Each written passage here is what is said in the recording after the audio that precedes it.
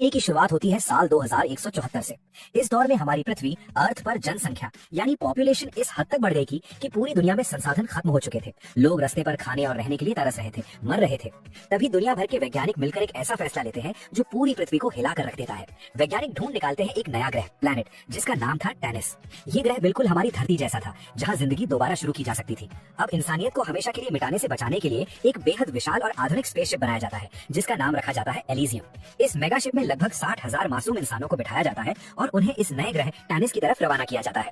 लेकिन इस लंबे सफर को पूरा करने में 1-2 साल नहीं बल्कि पूरे 135 साल लगने वाले थे।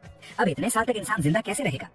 इसका तोड़ निकालते हुए वैज्ञानिक एक आधुनिक तकनीक हाइपर स्लीप टेक्नोलॉजी का इस्तेमाल करते हैं और स्पेसशिप के उन 60,000 लोगों को एक गहरी नींद के बॉक्स यानी हाइपर स्लीप पॉड में सुला देते हैं, ताकि उनका शरीर 135 साल तक बिना किसी बदलाव के बिल्कुल जिंदा रहे।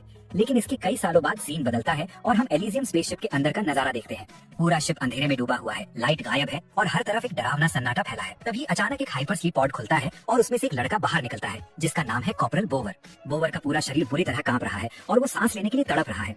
इतने लंबे सालों की गहरी नींद से अचानक जागने पर शरीर पर बहुत बुरा असर पड़ता है और बोवर के साथ भी वही हो रहा था।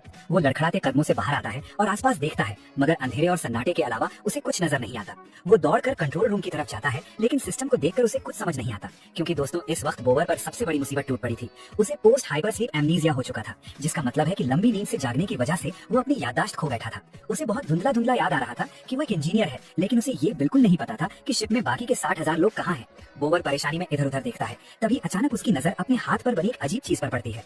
उसके हाथ पर एक बारकोड बना हुआ था। उस बारकोड को देखते ही बोवर के दिमाग में एक झटका लगता है और उसे याद आता है कि वो इस शिप के फ्लाइट क्रू का हिस्सा है और उसकी टीम नंबर 5 है। बावर अभी कंट्रोल रूम में अपनी खोई हुई याददाश्त को ढूंढने की कोशिश कर ही रहा होता है कि तभी शिप में एक और हाइपर स्लीप पॉड खुलता है।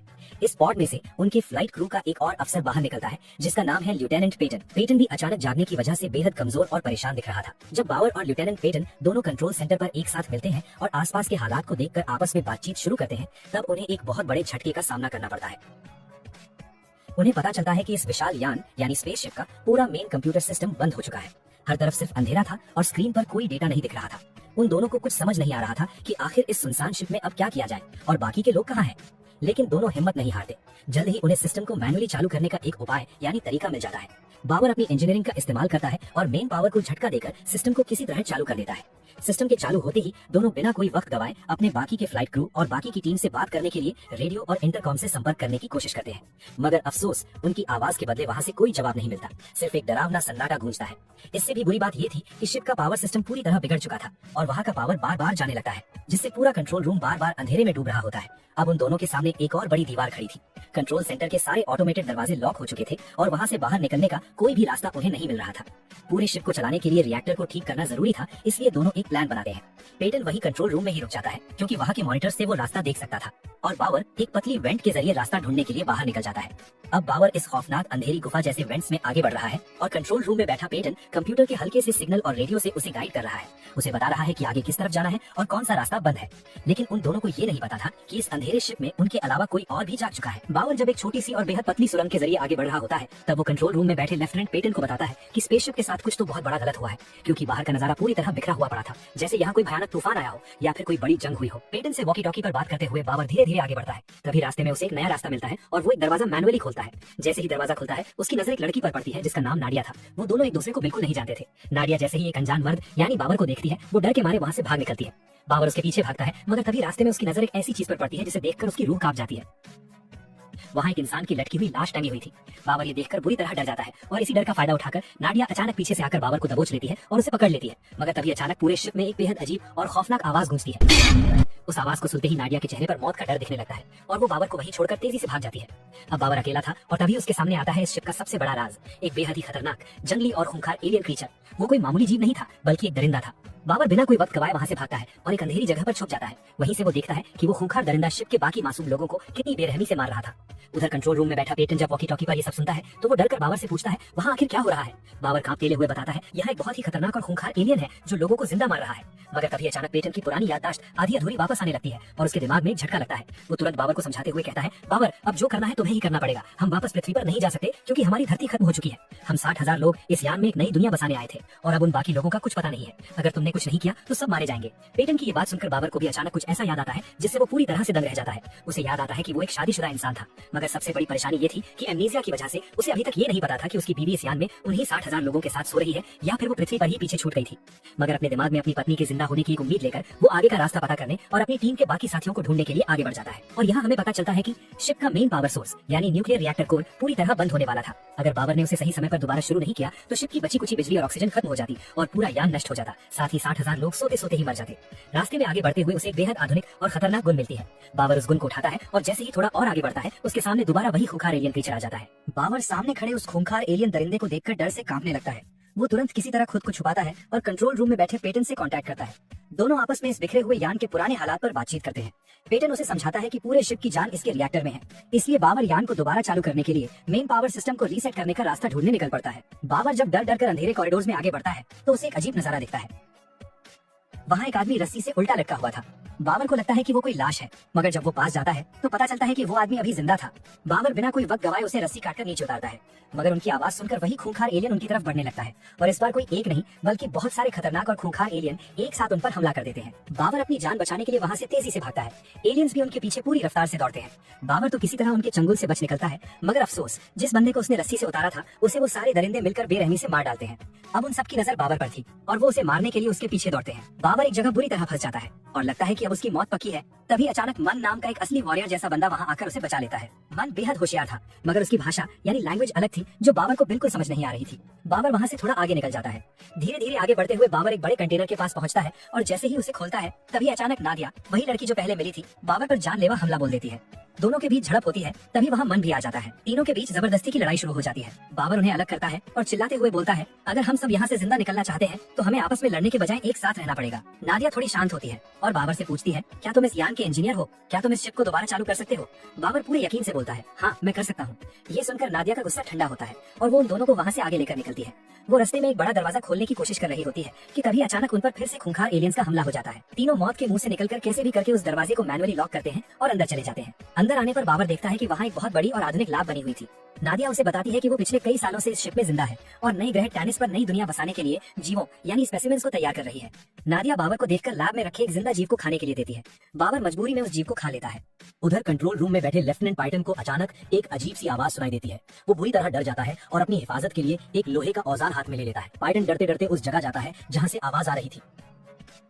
वहाँ पहुंचकर वो देखता है कि एक आदमी दर्द से जूझ रहा है और तड़पते हुए उससे मदद मांग रहा है। पाइटन उस पर रहम खाकर किसी तरह उसे बाहर निकालता है और उससे पूछता है कि उसके साथ क्या हुआ था, मगर गैलो बहुत ज्यादा डरा हुआ था और कुछ बताने की हालत में नहीं था, इसलिए पाइटन उसे शांत करवाता है और संभालने की कोशिश करता है। दूसरी तरफ नाडिया, बाबर और मन एक साथ मिलकर शिप के मेन पावर रिएक्टर को चालू करने के लिए आगे बढ़ते हैं, लेकिन मौत उनका पीछा नहीं छोड़ रही थी। रास्ते में अचानक एक बहुत ही खतरनाक और खूंखार एलियन उनके सामने आ जाता है। उससे बचने के चक्कर में बाबर का पैर फिसल जाता है और वो सीधा जीवों के गंदे गटर यानी सीवेज या वेस्ट टैंक में गिर जाता है। नाडिया भी उसे बचाने के लिए पीछे आती है, मगर वो भी उस गटर में गिर जाती है। अंधेरे और उस गंदे पानी के अंदर उन्हें वो खूंखार एलियन अपने बिल्कुल करीब दिखाई देता है। बाबर बहुत चालाकी से उस गटर से बाहर निकलता है और अपनी टॉर्च से उस एलियन की तरफ देखता है, मगर लाइट पड़ते ही वो खूंखार दरिंदा आग बबूला हो जाता है और सीधा बाबर पर जानलेवा हमला कर देता है। इस अचानक हुए हमले की वजह से बाबर के हाथ से उसकी खतरनाक गन छूटकर दूर गिर जाती है। तभी नाडिया भी गटर से बाहर निकलती है और बिना अपनी जान की परवाह किए उस एलियन से भिड़ जाती है, मगर वो दरिंदा हद से ज्यादा ताकतवर था। ठीक उसी वक्त मन भी वहाँ पहुंच जाता है और ये तीनों एक साथ मिलकर उस अकेले एलियन से लड़ने लगते हैं।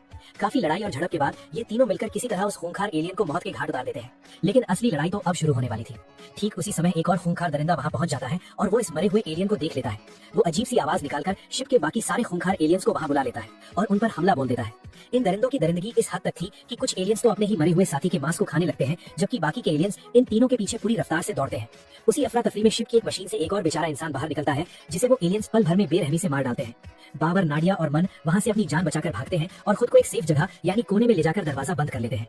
जब वो सांस लेने के लिए ऊपर देखते हैं तो उन्हें अंधेरे में एक और आदमी छुपा हुआ दिखाई देता है, जिसका नाम लिलैंड था। बाबर डर के मारे तुरंत उसकी तरफ अपनी गन तान देता है। लिलैंड जो वहाँ मौजूद था वो रोकता है, रुको, और वहाँ की लाइट चालू कर देता है। लिलैंड उन तीनों को थोड़ा सेफ महसूस करवाता है और उनके खाने के लिए कुछ बनाता है। उस हल्की उजाले में जब बाबर नाडिया की तरफ देखता है तो उसकी आंखें नम हो जाती हैं।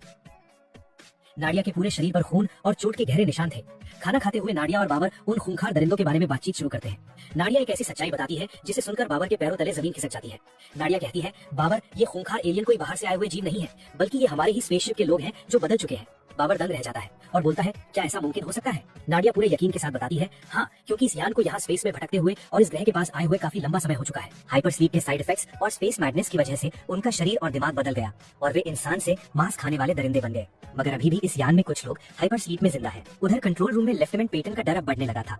उसे गैलो पर शक होने लगता है कि ये अजीब बंदा उसे धोखा दे सकता है। अपनी हिफाजत के लिए पेटन एक सुई जैसी आधुनिक गुन निकालता है। गैलो उसे देख लेता है और डर कर पूछता है, ये गुन किस लिए है? पेटन ठंडे अंदाज में बोलता है, ये सिर्फ मेरे बचाव के लिए है। तभी गैलो पेटन से शिप के बारे में अजीब सवाल पूछने लगता है। वो पूछता है, क्या तुम जानते हो ये खूंखार एलियन और कोई नहीं बल्कि हमारे ही साथ आए हुए लोग हैं? पेटन परेशानी में बोलता है, मुझे इस बारे में कुछ नहीं पता। उधर लीलैंड कहानी सुनाने लगता है। लीलैंड बताता है कि जब पृथ्वी तबाह हुई तब शिप की फ्लाइट क्रू के एक सदस्य पर पैंडोरम यानी स्पेस का पागलपन सवार हो गया। पैंडोरम का मतलब गहरे स्पेस का वो जानलेवा पागलपन है जो अंधेरे और अकेलेपन की वजह से इंसान के दिमाग को पूरी तरह तबाह करके उसे एक खूंखार हैवान बना देता है। उस आदमी ने बाकी अफसरों को मार दिया और खुद को इस शिप का भगवान समझने लगा। उसने सोए हुए लोगों को बाहर निकालकर उन्हें आपस में लड़ने और इंसानों का मांस खाने पर मजबूर कर दिया, जिससे ये खूंखार दरिंदे पैदा हुए। ठीक उसी समय दूसरी तरफ कंट्रोल रूम में गैलो पेटन को बिल्कुल यही कहानी सुना रहा था। गैलो की ये दास्तान सुनकर पेटन डर के मारे कांपने लगता है, लेकिन असली झटका तो अब लगता है। लीलैंड कहानी सुनाते सुनाते अचानक उन तीनों पर एक जहरीली गैस छोड़ देता है। तीनों पल भर में बेहोश हो जाते हैं। जब उन्हें होश आता है तो वो देखते हैं कि लीलैंड ने उन्हें जंजीरों से उल्टा लटका रखा है। नादिया समझ जाती है कि ये बूढ़ा लीलैंड अब उन्हें मार कर खाने वाला है। वो गुस्से में उस पर चिल्लाने लगती है तो बेरहम लीलैंड नादिया के पेट में चाकू मार देता है। बावर हालात को समझते हुए चालाकी से लीलैंड को बातों में उलझाता है। वो कहता है, लीलैंड, अगर तुम हमें मार दोगे तो शिप का रिएक्टर हमेशा के लिए बंद हो जाएगा और तुम भी मर जाओगे। अगर हम साथ मिलकर पावर चालू करें तो हम सब जिंदा बच सकते हैं। लीलैंड का लालच जाग उठता है और वो बावर की बात मानकर उन्हें छोड़ देता है, मगर वो बावर की गन अपने पास रख लेता है। बावर तुरंत वॉकी टॉकी से पेटन से कांटेक्ट करता है। पेटन कहता है, बावर, हमारे पास वक्त बहुत कम है, तुम लोग जल्दी करो। अब बावर, नादिया, मन और लीलैंड चारों लोग रिएक्टर की तरफ निकल पड़ते हैं। रास्ते में उन्हें एक छोटा एलियन का बच्चा दिखाई देता है। वो बच्चा उन्हें देखकर चीखता हुआ भाग जाता है और उसकी आवाज सुनकर शिप के सारे खूंखार दरिंदे उन्हें मारने के लिए उनके पीछे दौड़ते हैं। चारों अपनी जान बचाकर एक अंधेरी जगह छुप जाते हैं। वहाँ से आगे बढ़ते ही आखिरकार उन्हें मेन पावर चालू करने का सिस्टम यानी रिएक्टर कोर दिख जाता है। वो सब एक लोहे की सीढ़ी से नीचे उतरने लगते हैं। उधर कंट्रोल रूम में गैलो पेटन का दिमाग खराब कर रहा था।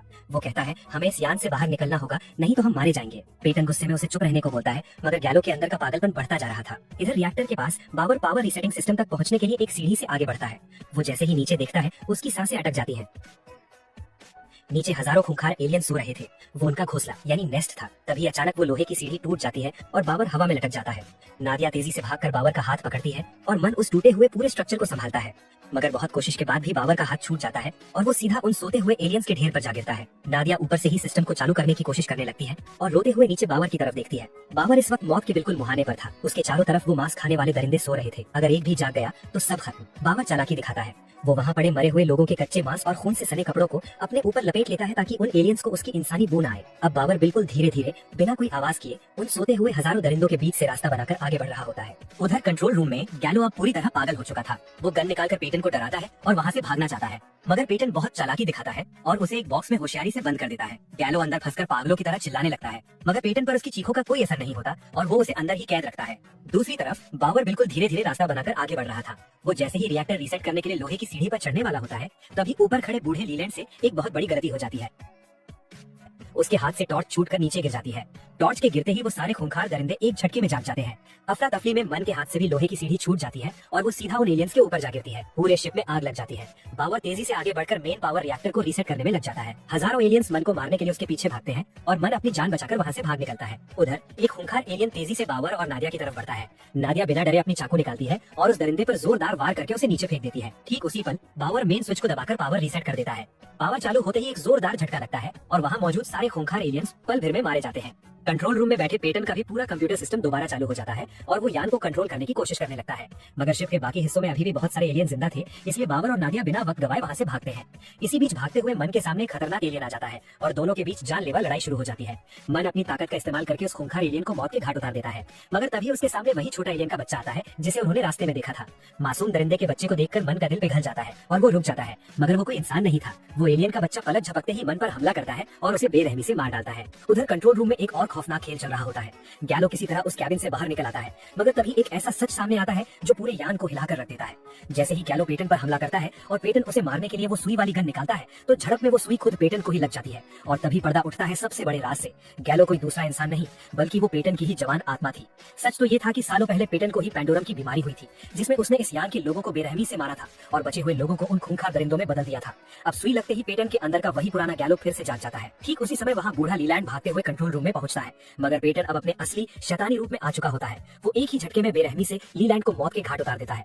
दूसरी तरफ बाबर और नाडिया उन दरिंदों से किसी तरह बचते हुए सीधा कंट्रोल रूम में पहुंचते हैं और अंदर से दरवाजा लॉक कर देते हैं। मगर जैसे ही बाबर की नजर लीलैंड की लाश पर पड़ती है, वो समझ जाता है कि इस कंट्रोल रूम में कुछ बहुत गलत चल रहा है। बाबर अपनी गन तान कर डर डर के आगे बढ़ता है, तभी नाडिया उसे अपने पास बुलाती है और यान के बाहर दिखाती है। जब वो बाहर देखते हैं तो दोनों के होश उड़ जाते हैं। एलिजियम स्पेसशिप किसी खुले स्पेस में नहीं बल्कि एक विशाल महासागर के गहरे पानी में डूबा हुआ था। तभी बाबर को सामने वही पेटन खड़ा दिखाई देता है। बाबर तुरंत अपनी गन उसकी तरफ तान देता है, क्योंकि पेटन का रूप अब पूरी तरह से बदल चुका था। पावर रीसेट होने की वजह से अब बाबर की याददाश्त भी तेजी से वापस आने लगी थी। पेटन बिना किसी डर के बाबर को अपनी सच्चाई बताता है कि वो कोई और नहीं बल्कि वही गैलो है जिसने इस यान में तबाही मचाई थी। ये सुनकर बाबर की बची कुची याददाश्त भी पूरी तरह वापस आ जाती है। पेटन बाबर की हालत देखकर समझ जाता है कि वो इस वक्त बहुत ज्यादा परेशान और कमजोर है। पेंडोरम बीमारी का फायदा उठाकर वो बाबर को भी अपने जैसा बनाना चाहता था। पेंडोरम कोई मामूली बीमारी नहीं है, ये गहरे स्पेस का वो जानलेवा पागलपन है जो अंधेरे और अकेलेपन की वजह से इंसान के दिमाग को पूरी तरह तबाह करके उसे एक खूंखार हैवान बना देता है। बाबर खुद को संभालती हुई आवाज में पेटन को चुप कराने की कोशिश करता है, मगर पेटन उसे लगातार अपनी बातों के जाल में फंसा रहा होता है। वो ऐसा इसलिए कर रहा होता है ताकि बाबर के पागलपन का फायदा उठाकर उसे भी एक साइको हत्यारा बना सके और दोनों मिलकर स्पेसशिप पर भगवान की तरह राज करें। बाबर पर जैसे ही पेंडोरम का असर शुरू होता है और उसका दिमाग भटकने लगता है, तभी उनके बीच नाडिया आ जाती है और वो पेटन से भिड़ जाती है, उससे लड़ने लगती है। बाबर इस दिमागी बीमारी और धुंधलेपन के बीच जूझ ही रहा होता है, तभी शिप के बाकी खूंखार दरिंदे बाहर का गेट तोड़कर कंट्रोल रूम के अंदर आने लगते हैं। बाबर उस पागलपन की हालत में ही उन दरिंदों पर अपनी गन चला देता है। गन चलने से वो दरिंदा तो वही ढेर हो जाता है, मगर उस गोली के चलने से शिप का ऑटोमेटिक सिस्टम एक्टिव हो जाता है और कंट्रोल रूम का मेन कांच टूट जाता है। शिप फटने की कगार पर पहुंच जाता है और महासागर का भयानक पानी तेजी से अंदर घुसने लगता है। बाबर तुरंत होश में आता है, नाडिया का हाथ पकड़ता है और अपनी जान बचाने के लिए वापस भागकर हाइपर स्लीप के एक कांच के बॉक्स के अंदर घुस जाता है। बाबर और नाडिया जैसे ही उस बॉक्स का दरवाजा बंद करते हैं, कंट्रोल रूम पूरी तरह से पानी से भर जाता है। बाबर बिना कोई वक्त गंवाए तुरंत इजेक्शन लीवर खींच देता है। लीवर खींचते ही वो पॉड एक मिसाइल की तरह स्पेसशिप एलिजियम से अलग हो जाता है और पानी के नीचे से ऊपर सतह की तरफ तेजी से लॉन्च हो जाता है। तभी अचानक समंदर के पानी से एक एक करके बहुत सारे एस्केप पॉड्स ऊपर आने लगते हैं। ये वही एस्केप पॉड्स थे जो शिप के ऑटोमेटिक सिस्टम एक्टिव होने की वजह से खुद ब खुद अलग हो गए थे। उन डब्बों के अंदर शिप के बाकी बचे हुए मासूम लोग जिंदा थे। बाबर और नाडिया जब बाहर देखते हैं तो उन्हें पूरा सच समझ में आता है। सच तो ये था कि ये विशाल एलिजियम स्पेसशिप पूरे 80 साल पहले ही अपने नए ग्रह टैनिस पर पहुंच चुका था और उसके समंदर में गिर गया था। मगर शिप के अंधेरे सन्नाटे और लोगों की याददाश्त चले जाने यानी अमनीसिया की वजह से पिछले 80 सालों से किसी को इस बात का पता ही नहीं चला। बाबर और नाडिया उस नए ग्रह की एक बेहद खूबसूरत और सुनहरी सुबह को देखते हैं, जहां अब बचे हुए इंसानों के साथ इंसानियत की एक नई शुरुआत होने वाली थी। सारे खूंखार दरिंदे समंदर के गहरे पानी में उस पुराने शिप के साथ ही हमेशा के लिए डूबकर मर चुके थे और इसी शानदार हैप्पी एंडिंग के साथ हॉरर मूवी का अंत हो जाता है।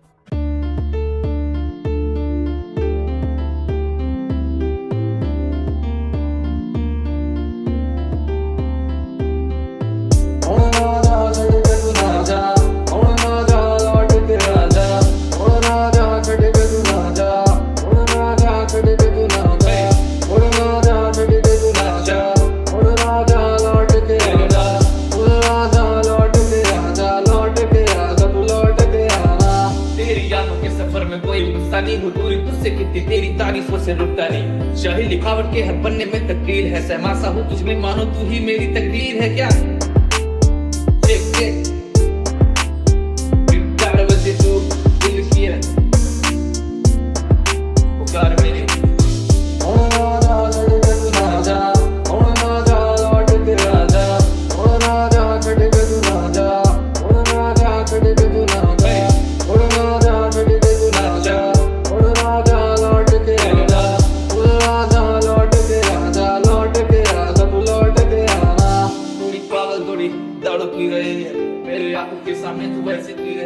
तेरी यादों के सफर में कोई गुस्सा नहीं हो, दूरी तुझसे कितनी तेरी तारीफों से रुकता नहीं। शाही लिखावट के हर पन्ने में तकदीर है, सहमासा हूँ तुझ में, मानो तू ही मेरी तकदीर है क्या। कि मुझे सामने पाँव में हम खड़े हैं देखा के राहों में, दिल को आके फिर से तू भी थाम ले, हम हाथों में तेरे ही नामों के अभी जाम ले।